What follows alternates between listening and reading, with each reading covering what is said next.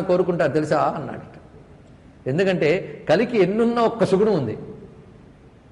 ఏమిటి అంటే కేవలం విష్ణు సంకీర్తనతో తరించిపోగలిగినటువంటి యుగం కలియుగం. అదొక్కటి.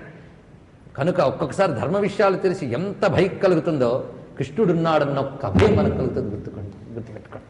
ఆ కృష్ణ పరమాత్మ ఉన్నాడు, మీ అందరినీ పాపనాశనం చేస్తానంటున్నాడు. ఆయన ఉంటే దేనికండి భయం? అందుకే పాషండ ప్రచురోలకి కృష్ణ ఏవ గతిర్మమ, అదొక్కడు చాలు. శ్రీకృష్ణ శరణం మమ. ఆ కృష్ణ పరమాత్మ ఒక్కడు చాలు మనకి. మన కోసం ఆ యుగమంతా యుగాంతంలో పుట్టి ఆ యుగమంతా తానే అన్నంత పనిచేసి నిజంగా ఎవరి కోసం అవతరించావు? ద్వాపర యుగం కోసం అంటే కాదు, నేను ద్వాపర యుగాంత సంధి కలియుగారంభ వేళ అవతరించాను, కలియుగం కోసమే అవతరించాను అన్నట్ట. అందులో కలియుగ మానవులు నల్లని దేవతలను ఆరాధించడం మంచిదన్నారు. ఇది చెప్పానని రేపటి నుంచి తెల్లని దేవతను ఎర్ర దేవతల మీద మళ్ళీ ఇంకోటి పెంచుకోవద్దు. నల్లని దేవతలను ఆరాధించడం చాలా మంచిదిట.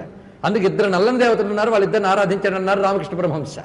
కనుకనే ఈ నల్లని వాళ్ళల్లోకి వెళితే మరి ఏమీ కనబడనివ్వరండి, ఇంక దేని మీద దృష్టి పెట్టనివ్వరు, లాగేస్తారు ఆ నల్లని వాళ్ళు ఇద్దరు. ఒకరు అన్న ఒకరు చెల్లి, లేదా తమ్ముడు అక్క అనుకోండి, ఏమనుకోండి, వాళ్ళు మాత్రం ఒకేసారి వచ్చారు కనుక బాధ లేదు. ఒక నల్లావిడ కాళి, ఒక నల్లాయన కాలుడు. కాలోస్మి లోకక్షయకృతి ప్రవృద్ధో, మహాకాలస్వరూపుడు. కృష్ణుడు అంటే ఆడుకుంటున్నట్టు అమాయకంగా కనబడ్డాడు కానీ మహాకాలం